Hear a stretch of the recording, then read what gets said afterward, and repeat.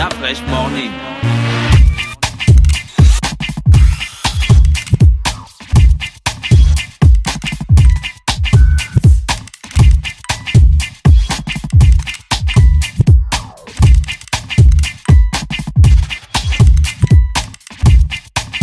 Le réveil matinal le plus haut de la capitale sur la radio. La plus haute de la capitale.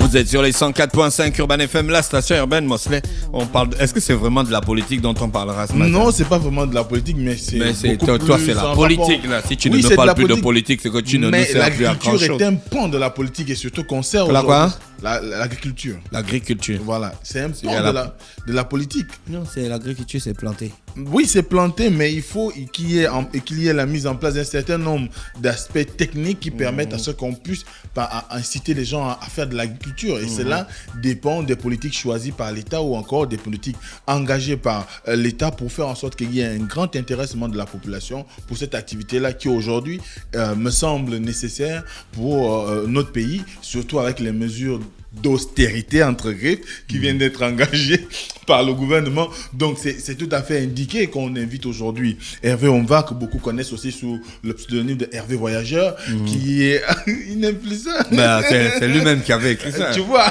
Hervé, bonjour. Il faut rappeler qu'Hervé Omva est non seulement membre de l'ONG IDRC Africa. IDRC Africa. Voilà, dont il est le coordonnateur, le coordonnateur des programmes. Voilà. C'est comme les Zébi n'arrivent pas à dire Zarion. Ah bon? Mademoiselle, dites un peu de Zarion. Zinc. Non, Zarion. Zarion. Non, pas Zarion. Zarion. Zarion. Zengayong. On dit pas Zengayong, on dit Zarion. Hervé, bonjour. Bonjour Dafres. Merci d'avoir accepté notre invitation. Alors, c'est quoi IDRC Africa? Déjà, je tiens à vous remercier pour cette invitation, mais également à féliciter l'excellent travail que vous faites et la persévérance, la rigueur, le professionnalisme que vous mettez, votre équipe et vous-même, pour nous fournir des informations et des programmes aussi intéressants. Alors, IDRC Africa, c'est Initiative Développement Recherche Conseil. C'est une ONG gabonaise qui participe dans l'amélioration des conditions de vie des populations. En fait, nous sommes un partenaire. Nous accompagnons l'État gabonais dans la mise en œuvre d'un certain nombre de programmes qui tendent vers l'amélioration des conditions de vie des populations, mais également des droits humains et de l'environnement. Vous existez depuis combien de temps à Libreville? En fait, pour la petite histoire, IDRC Africa existe depuis plusieurs années, mais c'est depuis 2009 que nous sommes vraiment partis parce que nous avons embarqué un rêve, une vision, c'est-à-dire les politiques avaient changé de discours. Nous nous sommes accrochés au discours par rapport à l'émergence du Gabon. Et nous avons pensé qu'il était important de participer justement à cette marche de construction. Vous avez quelle formation concrètement? Ingénieur agronome de formation. Ingénieur agronome, il fait quoi? C'est quoi son travail? Le matin, quand il se réveille, il laisse sa femme et ses enfants. Il met les bottes ou bien il va s'asseoir dans un bureau. Il a un costume. Et puis il allume la clim. Au Gabon, la définition que j'ai de l'ingénieur agronome, c'est ce fonctionnaire-là qui travaille au ministère de l'Agriculture et qui est en cravate costume et qui passe toutes les journées derrière un clavier d'ordinateur et dans les ateliers et réunions à ne pas en finir. Mais sinon, l'agronome, c'est celui-là qui, à 5 heures, est déjà debout, dans ses bottes, les met dans la terre ou dans sa ferme. Ah, d'accord. Hervé Voyageur, Yes. c'est votre nom sur Facebook. J'avais bien envie de demander pourquoi, mais avant ça, je voulais Il voyage beaucoup.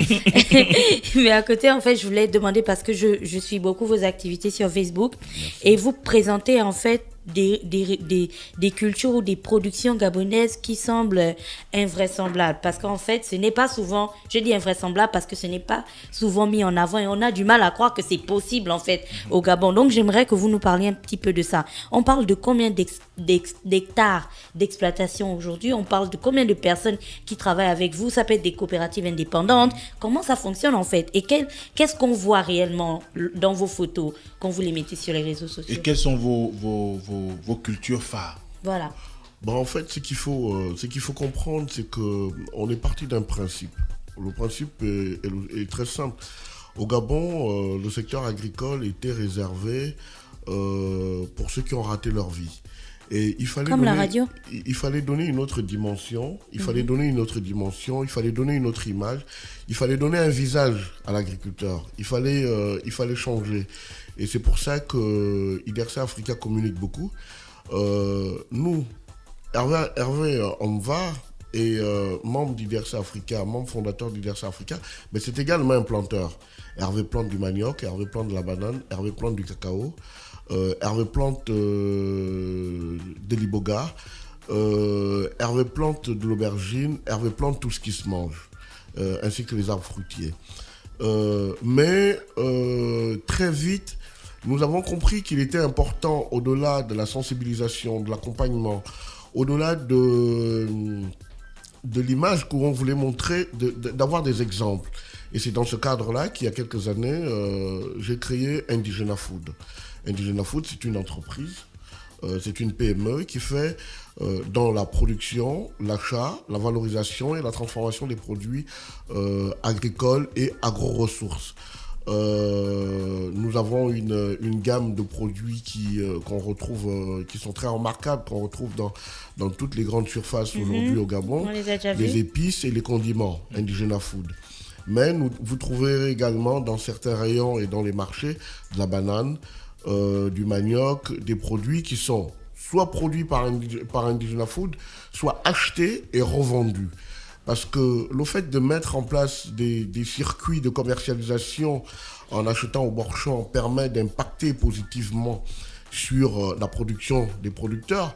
Ça évite aux producteurs de partir de la plantation pour une commune proche et aller jouer en même temps le rôle de commerçant.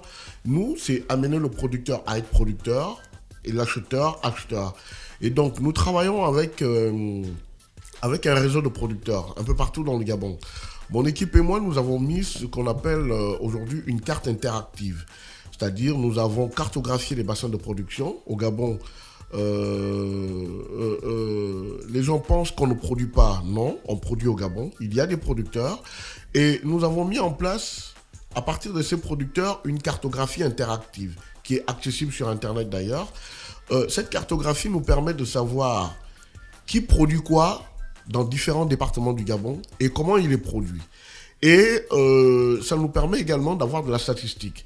Et quand on a besoin, quand on a des grosses commandes, à partir de cette cartographie, nous pouvons aller chercher ces produits et les ramener sur Libreville. Bon, grâce à votre système, le système que vous venez de présenter aujourd'hui, est-ce qu'on peut avoir une idée de qui produit quoi et où?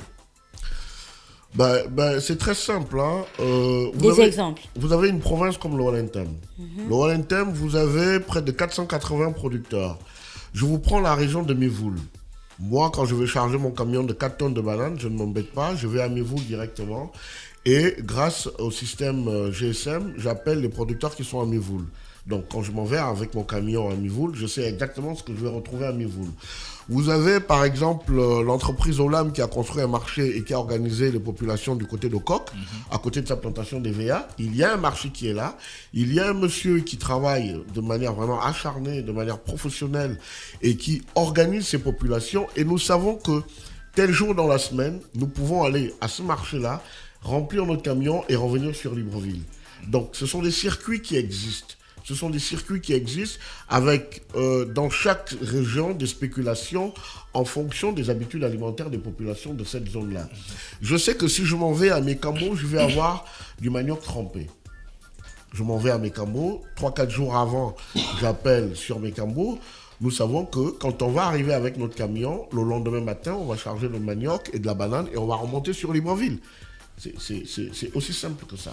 Vous qui avez une aussi belle connaissance de l'environnement agricole et du secteur agricole au Gabon, selon vous, qu'est-ce qui au final pose problème? Quelles sont les difficultés qui nous empêchent au final d'atteindre les objectifs qu'on se fixe? Parce que quand je vous écoute, j'ai l'impression qu'en réalité, c'est possible de mieux structurer le secteur et d'avoir des productions 100% gabonaises sur le marché sans pour autant qu'il y ait une rupture de stock à certains moments. Alors, où est le problème?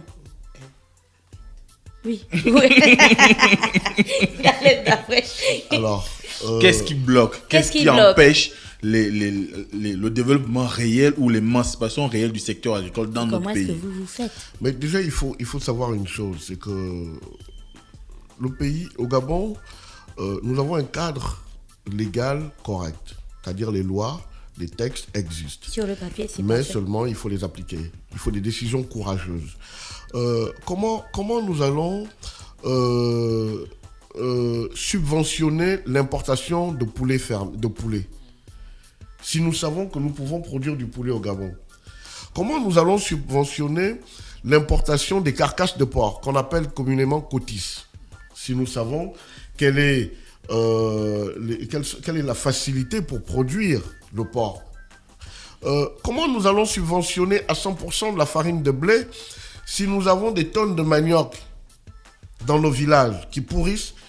Il suffit seulement de prendre une décision courageuse de dire, bon, à partir de maintenant, dans la farine de blé, 20% de farine de manioc seront ajoutés. Il y a des techniques aujourd'hui, il y a des pays aujourd'hui comme le Nigeria qui utilisent la farine de manioc associée à la farine de blé pour faire du pain, pour faire de la pâtisserie. Il suffit juste des décisions courageuses. Aujourd'hui, j'admire tout ce qui est en train de se passer. Moi, je ne parlerai pas de mesures d'austérité. Moi, je parlerai d'assainissement. Parce qu'en fait, il était temps qu'on puisse assainir un peu nos finances. Et en fait, derrière ça, à qui bénéficient les importations, la subvention des importations? Derrière les subventions, qui bénéficie de ça directement? Donc il est important, quand vous avez des chaînes de magasins comme chez Kagadis qui commandent à 100% ce qu'ils importent, c'est aberrant. Et quelle est la place qu'ils laissent aux produits locaux? Pas grand-chose.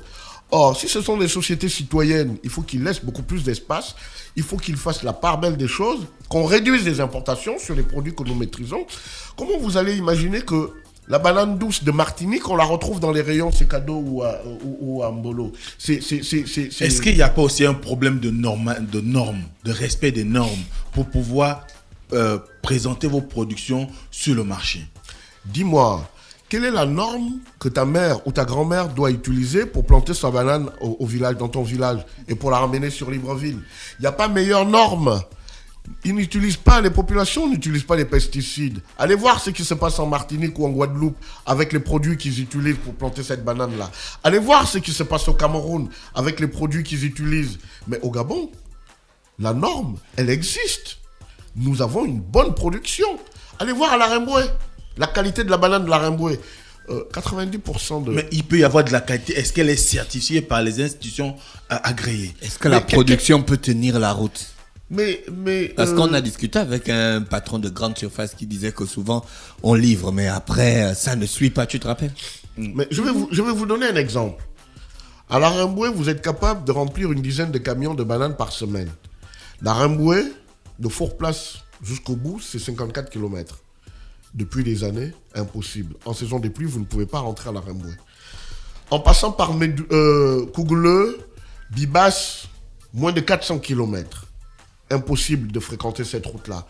Alors, pour que la production, vous allez à Koulamotou, vous allez dans n'importe quel coin du Gabon, pour que la production puisse arriver à Libreville, il faut des routes. Les Camerounais font venir les produits comment? Mais ils utilisent la transafricaine, la route des Boro à Oumayokié, à Libreville, c'est goudronné. Donc, les gars, ils utilisent la route. Il faut que les infrastructures accompagnent. Le problème, ce n'est pas la production. Le problème est une question de volonté politique, de prendre la décision qu'il faut là où il faut. Et c'est en ça que je m'en vais vous poser cette question. Dernièrement, nous avions le ministre de l'Agriculture d'Afresh, Monsieur Biendi Manganga Moussavou, qui, lors d'une de ses publications sur Facebook, annonçait qu'on devait s'attaquer à la production de riz, de poulet et quel est l'autre? Même du manioc. Non, le manioc est déjà dedans. Il y avait La autre viande. chose. La Voilà, viande. le porc, je crois, qui font partie des trois consommations qui prennent près de un quart des importations alimentaires au Gabon. Comment est-ce que vous avez accueilli cette nouvelle? Ben déjà, il faut dire que je travaille en étroite collaboration avec les différents ministres de l'Agriculture, et notamment mon frère et ministre Biendi, avec qui nous discutons beaucoup. Je pense que si nous voulons faire de l'agriculture, il faut aller au-delà des annonces.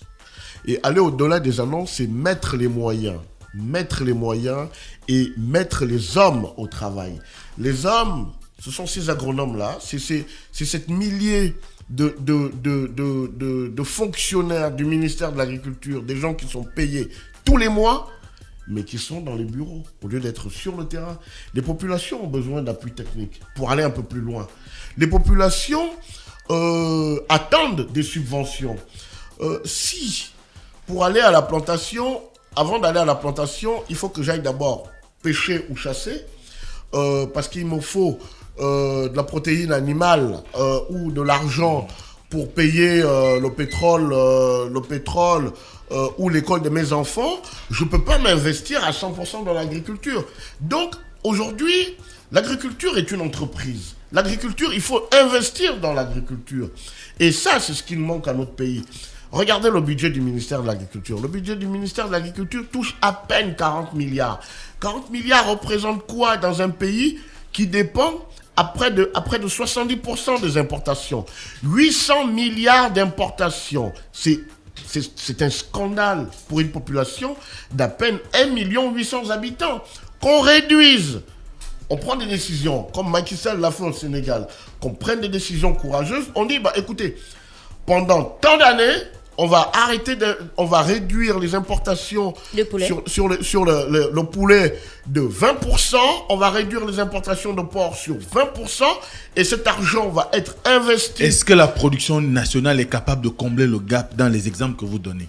La production nationale, en moins de 5 ans, est capable de combler si on met l'argent là où il faut. Nous sommes 1 million 800 habitants. Le poulet, c'est en 45 jours. Hein. 45 jours de poulet. Pour nourrir le poulet, c'est le maïs ou l'arachide. 140 jours. Faites le calcul. Il pleut tous les jours au Gabon. S'il ne pleut pas, nous avons des rivières qui sont là. On peut arroser. Donc, nous avons tout. Tout est possible. C'est une question de volonté. Comment on fait ça avec des ingénieurs agronomes qui sont assis dans des bureaux? Est-ce que vous êtes sûr que si on met de l'argent, ces personnes-là sont aussi passionnées par la formation qu'elles ont eue comme vous? Parce qu'elles ont des diplômes, elles ont des formations, elles sortent de, je pense qu'il y a une école d'agronomie à Franceville, mais après elles ne veulent pas aller sur le terrain. Parce que qu'est-ce qui les bloque? Pourquoi elles sont remplies dans les bureaux? Pourquoi on a l'impression que vous êtes le seul ingénieur agronome à être véritablement concerné par le terrain? Mais vous avez parlé de passion. Rien de grand ne s'est fait sans passion. Tout passe par la passion. Tout passe par l'amour du pays. Je pense que le président de la République avait dit « la terre ne ment pas ». D'accord? Qu'il commence à descendre sur le terrain. Vous pensez que le président de la République devrait devenir agriculteur? Qu'il descende sur le terrain. Il devrait être plante agriculteur. la banane. Mais qu'il plante, qu'il montre l'exemple. Que ses ministres, en passant par le Premier ministre, qu'ils montrent l'exemple. Et là, tout le monde suivra. Ils vont quitter les bureaux. Mais vous pensez que C'est une quand... façon de Je parler. comprends. Avant 2009, Arrête ton cinéma, Mosley. Avant 2009, on travaillait au Gabon, on travaillait de 8h avec une pause à midi et on reprenait jusqu'à 17h, je pense. Et après, il y a eu des décisions. Il y a eu la décision on a mis la journée continue. Mais la journée continue, c'était pas pour aller traîner dans les bars, c'était pas pour aller se balader, c'était pas pour aller chez les copains ou les copines. C'était pour passer à autre chose. Mais monsieur, on va tout le temps, les Gabonais ont besoin du soutien de l'État. Dans le secteur agricole, l'État a mis en place un certain nombre de mécanismes. On a le FODEX, on a... qui n'existe plus. Voilà, il y a eu Promo Gabon. Aujourd'hui, on parle du programme Graines. Tous ces programmes-là étaient adressés aux populations qui veulent faire de l'agriculture. Mais jusqu'aujourd'hui, on a l'impression qu'il n'y a pas eu on va dire un engouement. Le problème, il est politique. Retirons Graines. Graines n'a rien à voir avec les différents fonds qui ont été mis en place et qui ont été détournés par les mêmes politiques. D'accord ? Graines, c'est le politique qui a changé la lecture de Graines. Parce que le politique s'est emparé du programme Graines et allait sensibiliser. Graines n'a jamais été un programme social. Graines est un programme économique. Or, le politique, lui, c'est tout cadeau, tout gratuit. Graines n'est pas un programme gratuit. Aide-toi et le ciel t'aidera. Et aujourd'hui, Dieu merci, nous avons...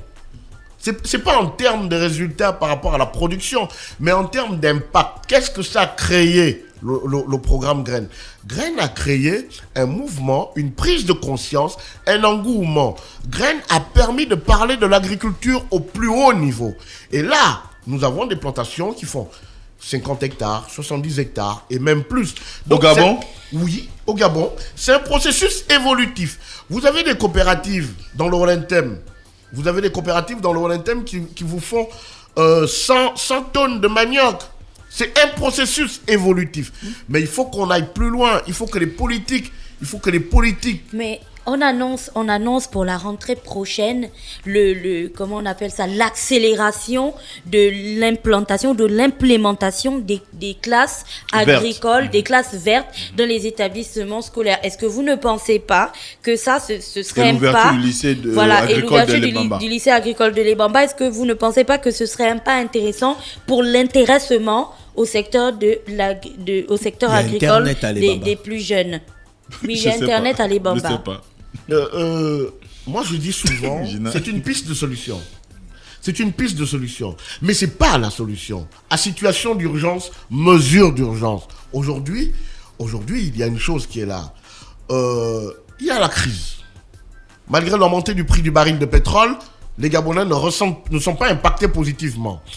Le panier de la ménagère ne fait que subir actuellement. Qu'est-ce qu'il faut faire ? Il y a des stratégies à court, moyen et long terme. Il y a des choses qui peuvent se faire dans les 1 an, dans les 2 ans, dans les 5 ans. Donnez-nous des exemples. Des exemples. Pour être concret. Des exemples. Aujourd'hui, nous proposons au niveau d'IDRC Africa ce que nous appelons un kit agricole. C'est-à-dire un département, une ferme. Une ferme agricole, élevage. Avec des spéculations bien précises en fonction des habitudes alimentaires des populations. De l'État ou des particuliers ? Comment ? Une ferme qui appartient des particuliers. Pourquoi l'État va mettre en place ce genre de structure quand on sait que l'État n'arrive pas à mettre en place des mécanismes de suivi et évaluation dans d'autres projets. Très bien. Qu'on mette en place un fonds qui peut bénéficier à des partenaires comme des ONG. Tous les jours, vous pouvez le lire, vous êtes connectés en permanence, nous écrivons, nous discutons sur les réseaux sociaux. IDRC, au-delà de la critique, qui est constructive, nous allons avec des propositions clés en main. Nous disons, nous avons des pistes de solutions. Aujourd'hui, il est possible. Les jeunes Gabonais n'attendent, quels que soient les domaines de formation, les jeunes Gabonais n'attendent que des structures qui puissent les accueillir, les encadrer, les accompagner à gagner décemment leur vie. Pourquoi on va investir des centaines de milliards, comme on va le faire bientôt pour les législatives, pour imprimer des t-shirts, pour organiser des meetings, mais on ne peut pas investir ces milliards pour donner à des jeunes pour qu'ils fassent de l'agriculture. C'est quand même assez aberrant, quoi. Donc, il y a des solutions. Alors, concernant cette question de politique, j'avais envie de demander, vous qui êtes au contact des populations lorsque vous allez en province, je suis d'accord qu'à tous les coups, on tire sur les décideurs et les dirigeants et les politiques. Je suis moi-même champion du monde pour cela. Mais il y a aussi une forte part de responsabilité de la part des populations. Ce sont elles, j'ai envie je vais arriver à ma question, ce sont elles qui vivent des situations compliquées. Ce sont elles qui n'arrivent pas à s'en sortir et qui ont la possibilité de faire ces pratiques. Pourquoi elles privilégient les t-shirts au lieu de répondre ou d'adresser des messages à ces politiques quand ils viennent pour leur demander les choses dont vous êtes en train de parler maintenant? Quelle est la mentalité en fait des producteurs que vous rencontrez lorsque vous faites vos tours? Est-ce qu'ils pensent de la même, est-ce qu'ils pensent un petit peu ce que je viens de dire, ou ils pensent eux pour eux, vas-y quoi. Est-ce que vous les aidez aussi à changer de paradigme aussi. Vous savez, cette atmosphère. Dernière question, Mosley. Dernière question. Oui, bientôt. Vous savez, nous sommes déjà. Nous sommes 5 dans cette salle et nous sommes tous parentés. Le politique, c'est le parent. Le politique qui viendra te donner le t-shirt, c'est le parent. On ne vote pas par idéologie au Gabon. On ne vote pas parce qu'il a un bon programme ou il a un mauvais programme. On vote parce que le parent est venu me voir. Le parent est venu solliciter ma voix. Il m'a dit, fais ça. C'est une question de cœur. C'est au-delà de ça. C'est pour ça que le politique qui a embrigadé le système, c'est ce même politique qui doit permettre de prendre des décisions courageuses pour sortir de là, parce que sinon on fonce droit sur un mur. Alors, d'accord, merci Maître Mosley. Dernière question. D'abord j'ai dit Maître Mosley. Maître Mosley sur un arbre perché. Alors la dernière question évidemment en rapport avec l'activité que vous menez aujourd'hui, le marché agricole à Kandé. C'est quoi exactement? Oh, c'est vrai. Ah ouais. Tu as vu tout ça là, on a parlé, on a même oublié le marché agricole à Kandé. Justement, le marché agricole à Kandé, c'est vous qui faites ça? Oui, c'est nous qui l'avons initié. C'est IDRC. C'est IDRC Africa a initié ce marché agricole à Kandé qui est mensuel maintenant. Nous avons fait la première édition qui était un succès formidable avec une trentaine d'exposants. Le marché agricole d'Akanda, en fait, c'est une plateforme pour nous qui va nous permettre de donner de la visibilité aux produits agricoles made in Gabon. C'est pour dire que, regardez, il y a des produits made in Gabon qui existent. Et là, nous relançons la deuxième édition on a changé de dénomination parce que nous voulons aller plus loin. Maintenant, c'est le marché agricole et du made in Gabon. Le marché agricole et du made in Gabon. Parce que nous pensons que l'agriculture est une plateforme qui peut entraîner d'autres secteurs. Et du 25 juillet au 1er août, nous organisons la deuxième édition du marché agricole. C'est une vitrine qui présente la production locale, aussi bien vivrière, maraîchère, élevage, mais également des produits transformés. Et là, il faut venir parce que vous allez rencontrer une richesse, mais inestimable.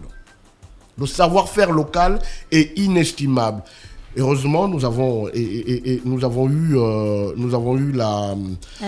la visite c'est une moyenne de 500 à 900 personnes jour qui viennent faire leurs achats.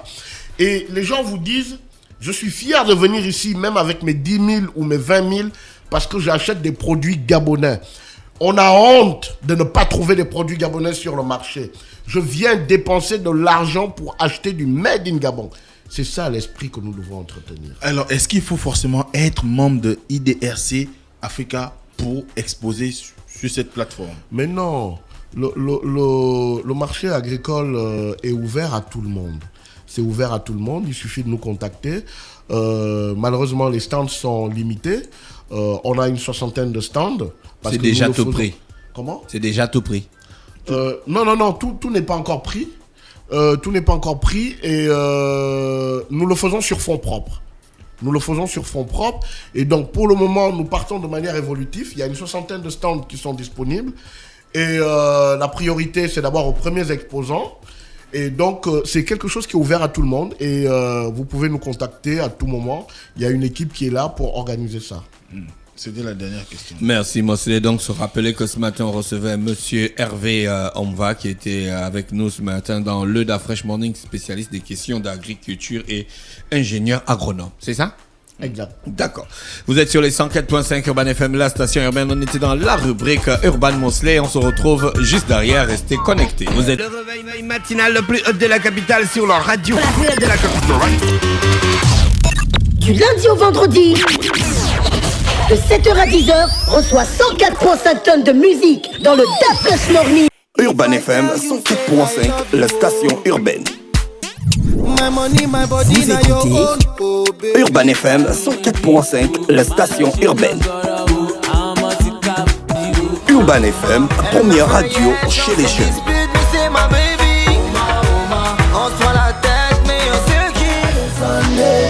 Urban FM, la radio des musiques urbaines. Urban FM 104.5, la station urbaine. Da Fresh Morning.